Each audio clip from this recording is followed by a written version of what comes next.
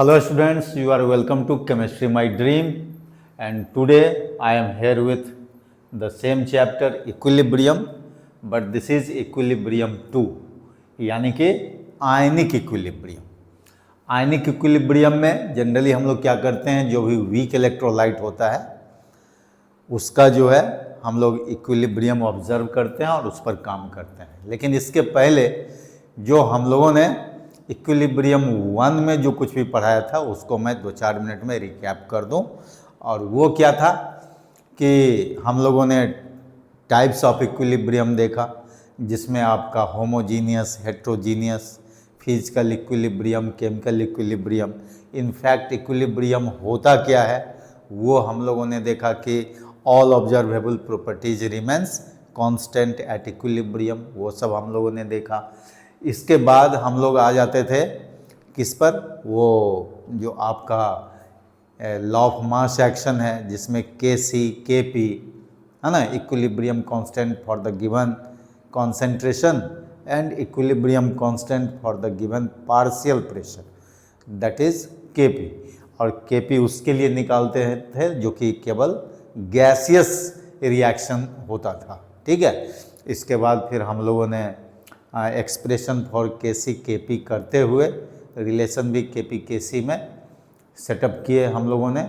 और उसके बाद जो है हम लोग ली चैटलियर्स प्रिंसिपल पढ़ करके और सम इम्पॉर्टेंट न्यूमेरिकल्स वो जो है करते हुए तब जा कर के हम लोग पार्ट 1 को ख़त्म करते हैं। अब आ जाते हैं पार्ट 2 में, जहाँ पर हमारा क्या होता है आयनिक इक्विलिब्रियम पर जो है हम लोग ज़्यादा डिस्कस करते हैं। ठीक है, तो इसके लिए सबसे पहले क्या है, ये देखिए electrolytes and their types, then Ostwald dilution law, then acids and basis.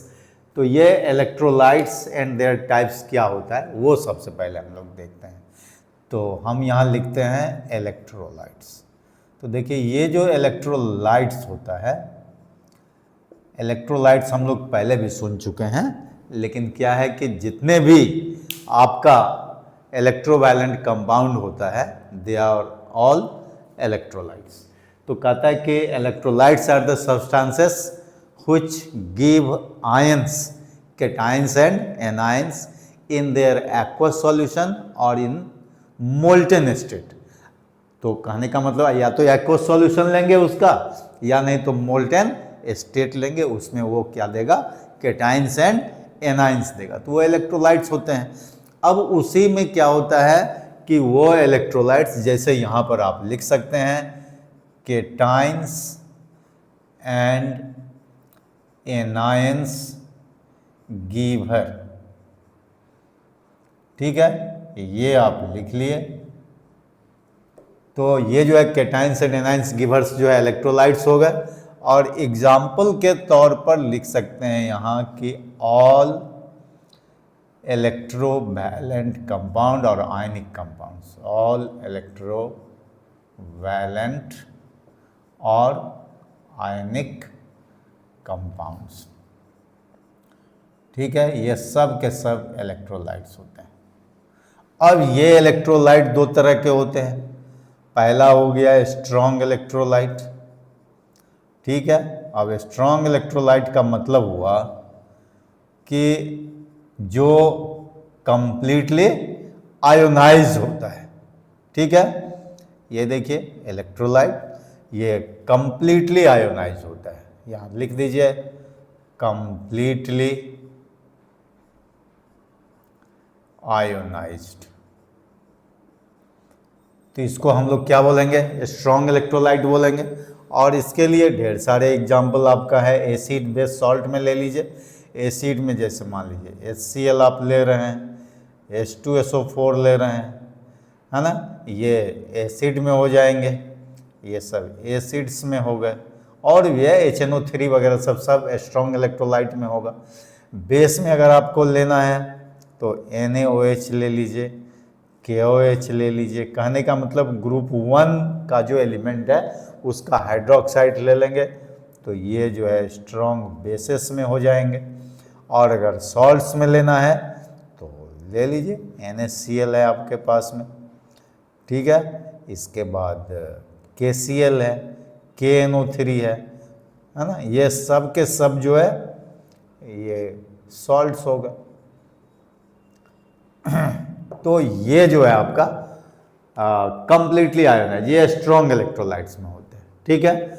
और दूसरा जो होता है वो होता है आपका वीक इलेक्ट्रोलाइट्स। तो वीक इलेक्ट्रोलाइट्स में हम लोग क्या बोलते हैं, वीक इलेक्ट्रोलाइट्स जो होते हैं वो आपका पार्शियली आयोनाइज्ड होगा।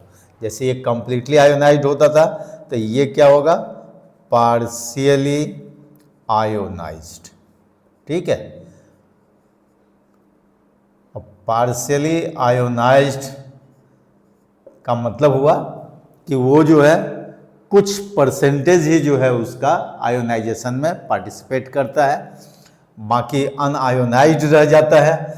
तो पार्शियली आयोनाइज्ड के लिए आपके पास में फिर एग्जाम्पल होता है, जैसे एसिड के लिए ले लेते हैं तो ऑलमोस्ट ऑल ऑर्गेनिक एसिड्स जो होते हैं वो हो जाएंगे, देखिए CH3COOH, काफ़ी कॉमन एसिड है ये, एसिटिक एसिड है ना, ये ऑर्गेनिक एसिड है।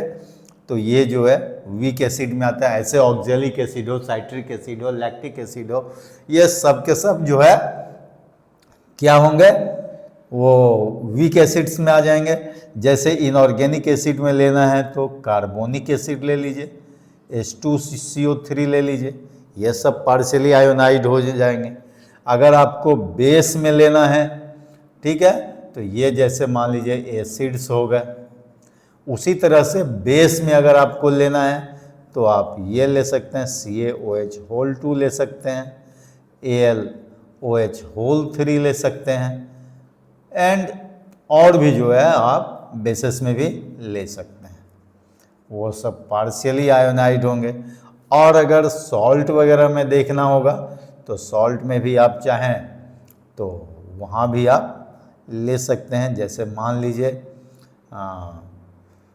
और भी सॉल्ट में अगर आप लेना चाहते हैं तो दूसरा ले लीजिए, जैसे देखिए कॉपर वगैरह का ले लीजिए, CuCl2 ले सकते हैं, है ना, ये ले सकते हैं आप। बल्कि आप सिल्वर का ले सकते हैं, AgCl ले सकते हैं, ये सब ले सकते हैं, है ना। तो ETC हो जाएगा। देखिए कहने का मतलब ये जो है आपका सॉल्ट्स में ले सकते हैं, ठीक है। इस तरह से आप जो है ले सकते हैं। कहने का मतलब ये जो है आप ऑर्गेनिक एसिड्स है वो हो गया, इनऑर्गेनिक में जैसे हमने आपका कार्बोनिक एसिड ले लिया वो हो सकता है। और इसमें देखिए हाइड्रोक्साइड्स वगैरह में क्या करते हैं, ग्रुप 1 का जो खास करके है ना एलिमेंट, उसका हाइड्रोक्साइड नहीं लेते हैं। ग्रुप 2 में भी नीचे जो आपका बेरियम में आ जाता है तो वो सब थोड़ा सा स्ट्रॉन्ग होता है, लेकिन वही कैल्शियम मैग्नीशियम वगैरह का जो भी होगा सब वीक, बाकी आगे तो वीक होते जाएगा, है ना। जितना भी बाकी मेटल है D ब्लॉक एलिमेंट्स का है या A ब्लॉक एलिमेंट्स का, उसके अगर हाइड्रोक्साइड लेंगे तो वो वीक होगा ही।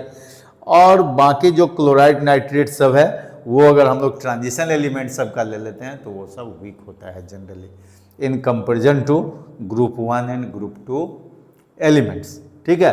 तो ये सब वीक इलेक्ट्रोलाइट्स में आ जाते हैं। और बाकी एक तीसरा जो है वो इलेक्ट्रोलाइट तो नहीं है, लेकिन उसको हम लोग बोलते हैं नॉन इलेक्ट्रोलाइट। और नॉन इलेक्ट्रोलाइट जो होता है इसका मतलब होता है कि वो आयोनाइज होता ही नहीं है।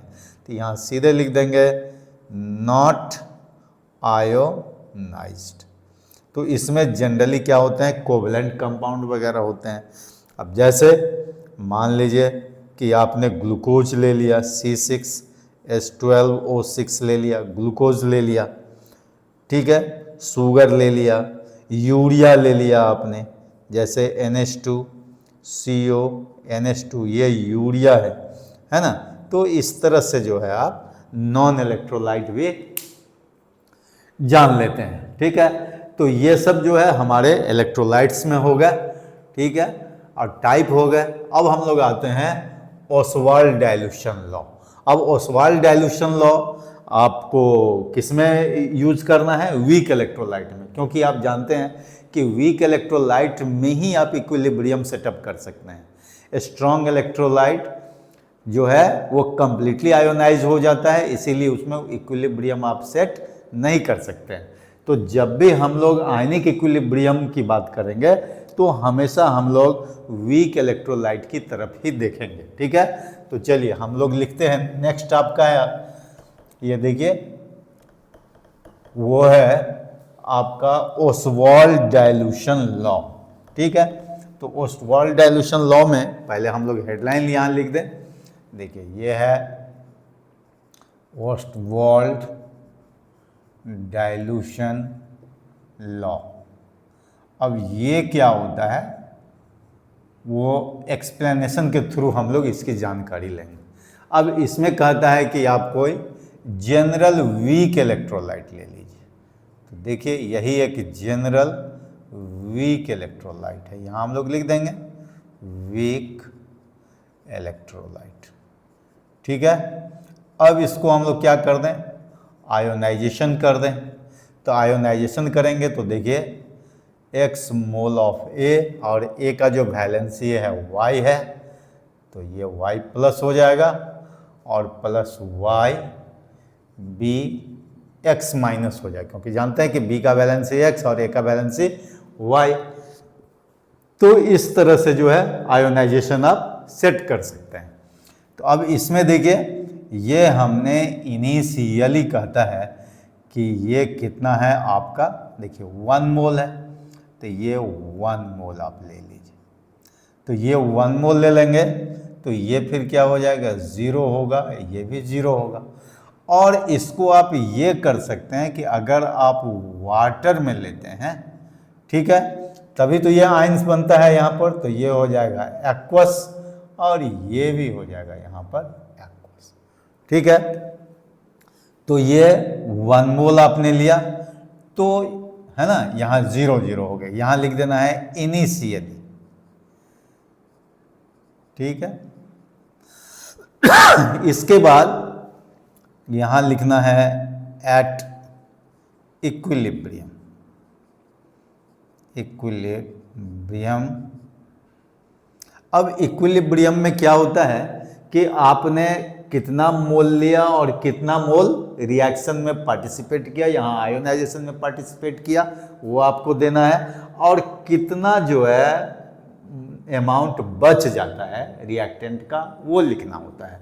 तो यहाँ हम लोग लिख लेते हैं कि let alpha be the number of moles ionises, है ना। तो यहाँ हम लोग लिख देते हैं, तो एट यहीं लिख देते हैं, देखिए लिख देते हैं कि if alpha mole of reactant ionises, चूंकि वीक इलेक्ट्रोलाइट है तो पूरा तो कंप्लीटली आयोनाइज होगा नहीं, ये डिग्री ऑफ आयोनाइजेशन हम लोग लेंगे। तो if alpha mole of reactant ionises, है ना, देन एट इक्विलिब्रियम क्या होगा, तो देखिए ये बच जाएगा 1 माइनस अल्फा हो जाएगा, ठीक है। और ये क्या हो जाएगा, ये अल्फा होगा, ये अल्फा होगा। लेकिन यहाँ देखिए x से मल्टीप्लाइड है तो x अल्फा हुआ और ये क्या हो जाएगा, y अल्फा हो जाएगा, ठीक है। तो इतना तो हम लोग लिख सकते हैं। हाँ, अब अगर इसको हम कॉन्सेंट्रेशन टर्म यहाँ अगर लिख दें कि if C be the molar concentration then यहाँ क्या हो जाएगा, ये हो जाएगा 1 माइनस अल्फा इंटू सी हो जाएगा, ये हो जाएगा x अल्फा सी और ये हो जाएगा y अल्फा सी हो जाएगा। कहीं कोई दिक्कत नहीं। अब हम लोग क्या कर देते हैं, Kc निकाल लेते हैं या इक्विलिब्रियम कांस्टेंट निकालते हैं, ठीक है। तो this Kc is equal to क्या हो जाएगा, मोलर कॉन्सेंट्रेशन, पहले फॉर्मूला लिख देते हैं इसका, molar concentration of A to the power y, नहीं ए वाई प्लस, ये इसका चार्ज हो गया।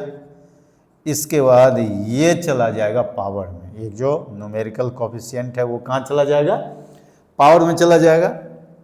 जो इक्विलिब्रियम कांस्टेंट का एक्सप्रेशन होता है उस हिसाब से इधर हो जाएगा मोलर कॉन्सेंट्रेशन ऑफ बी, इसका चार्ज है एक्स माइनस एक्वस और टू दी पावर ये हो जाएगा वाई होल डिवाइडेड बाय हो जाएगा, बोलिए क्या होगा, concentration of A X B Y into concentration of H2। इसको हम लोग लिख लेंगे, ठीक है। तो यहाँ पर हम लोग क्या करते हैं, अब ये वैल्यू पुट करते हैं, तो देखिए क्या होगा, इसका वैल्यू क्या है, एक्स अल्फा है, तो एक्स अल्फा सी और पावर इसका क्या हो जाएगा, एक्स हो जाएगा।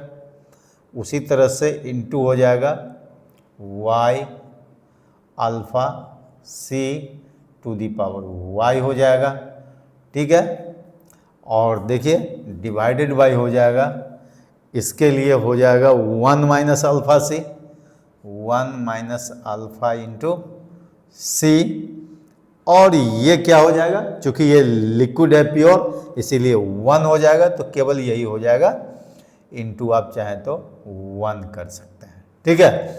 तो ये कितना हो जाएगा, ये हो जाएगा X to the power X into Y to the power Y और इनटू हो जाएगा alpha C to the power हो जाएगा एक्स प्लस वाई, ठीक है। और होल डिवाइडेड बाई हो जाएगा 1 माइनस अल्फा इंटू सी हो जाएगा। तो अब अगर कहता है कि for monovalent electrolyte, monovalent electrolyte मतलब वीक इलेक्ट्रोलाइट, ये तो वीक इलेक्ट्रोलाइट है ही, तो ये क्या हो जाएगा, monovalent electrolyte A B type का अगर हम लोग ले लें तो यहाँ पर क्या हो जाएगा, x इक्वल टू 1 और y इक्वल टू भी 1 हम लोग पुट करेंगे, कर देंगे, तो ये कितना हो जाएगा, Kc इज इक्वल टू क्या हो जाएगा, देखिए ये हो जाएगा आपका 1 का पावर 1 हो जाएगा इंटू 1 का पावर 1 हो जाएगा into alpha C to the power 1 plus 1 हो जाएगा और डिवाइडेड बाय हो जाएगा 1 माइनस अल्फा इंटू सी हो जाएगा।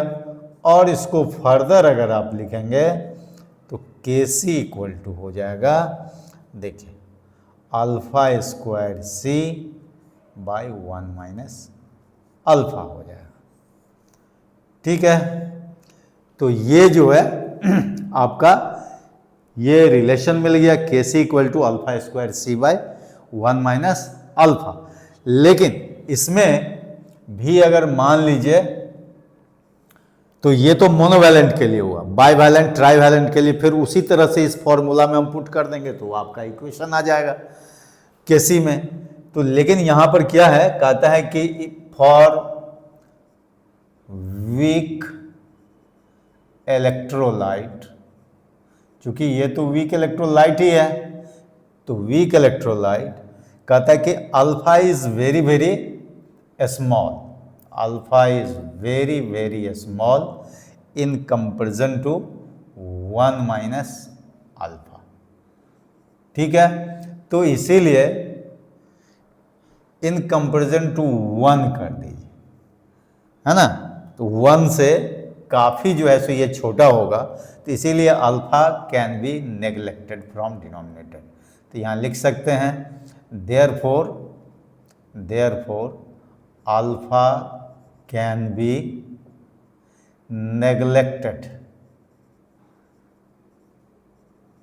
फ्रॉम डिनोमिनेटर, ठीक है। तो डिनोमिनेटर से जैसे ही इसको हटा देंगे तो फिर क्या हो जाएगा, के सी इज इक्वल टू हो जाएगा अल्फा स्क्वायर सी हो जाए, ठीक है। और अगर यहाँ पर आपको अल्फा निकालना हो तो रूट अंडर KC/C हो जाएगा। ठीक है, तो इस तरह से आपका जो है, इसको आप चाहें तो थोड़ा सा हाईलाइट कर दीजिए दूसरे कलर से, अच्छा लगेगा। तो अल्फा यहाँ पर डिग्री ऑफ आयोनाइजेशन हो गया या डिग्री ऑफ डिसोसिएशन, जो भी कहे। देखिए यहाँ भी इसको घेर दीजिए, थोड़ा अच्छा लगेगा। ठीक है, तो इस तरह से ओसवाल्ड डाइल्यूशन लॉ हम लोग फाइंड आउट करते हैं, मतलब ओसवाल्ड डाइल्यूशन लॉ का एक्सप्रेशन निकालते हैं। अब इस एक्सप्रेशन से अगर आप चाहें तो ओसवाल्ड डाइल्यूशन लॉ को आप एक्सप्रेस कर सकते हैं। कैसे? तो देखिए, एट कांस्टेंट टेम्परेचर क्या हो जाएगा, degree of ionisation is directly proportional to क्या, square root of ionisation constant and inversely proportional to क्या हो जाएगा, स्क्वायर रूट ऑफ कॉन्सेंट्रेशन। ये बात दे सकते हैं आप। ठीक है, कहने का मतलब इस एक्सप्रेशन को देख करके आप जो है ये ओसवाल्ड डाइल्यूशन लॉ का आप जो है स्टेटमेंट क्रिएट कर सकते हैं, उससे कोई दिक्कत नहीं। ठीक है, तो ये आपका हो गया ओसवाल्ड डाइल्यूशन लॉ। चलिए आगे आपको बढ़ाते हैं। इसके बाद है आपका एसिड्स एंड बेसिस। अब एसिड्स एंड बेसिस में देखिए क्या होता है, हम यहां लिख देते हैं फिर हेडलाइन, एसिड्स एंड बेसिस। अब एसिड्स एंड बेसिस तो आपका सुना हुआ 10 में भी है, लेकिन 11 में जो होगा वो होगा काफ़ी एक्सपेंडेड फॉर्म में होगा। तो देखिए, सबसे पहले इसमें कहता है कि 3 कॉन्सेप्ट्स होता है। पहला जो होता है वो अर्हीनियस कॉन्सेप्ट होता है, Arrhenius concept of acids and bases. दूसरा जो होगा वो होता है ब्रॉन्स्टेड एंड लॉरी कॉन्सेप्ट। ठीक है, और तीसरा जो होगा वो होता है लेविस कॉन्सेप्ट। क्या होता है? Lewis concept. तो इस तरह से सब जो है अलग अलग कॉन्सेप्ट के हिसाब से एसिड्स और बेसिस को हम लोग क्या करते हैं, एक्सप्लेन करते हैं। तो सबसे पहले हम लोग चलते हैं अर्हीनियस कॉन्सेप्ट में। अब अर्हीनियस कॉन्सेप्ट में कहता है कि acids are the substances which give hydrogen ion in aqueous solution। तो वहां पर aqueous solution must हो जाता है। and bases are the substances which give hydroxyl ion, OH minus ion, है ना, in aqueous solution। तो उस तरह से जो है देखिए, जैसे मान लीजिए कि आपका कोई भी एसिड ले लीजिए, जैसे सपोज कीजिए यहाँ HCl आपने लिया, तो ये वाटर जब तक आप नहीं लेंगे, क्योंकि वो एक्वस सॉल्यूशन दिया हुआ है, तो वाटर लेना होगा एज ए सॉल्वेंट। तो ये जो है यहाँ पर क्या हो जाएगा, H प्लस एक्वस और प्लस Cl माइनस एक्वस।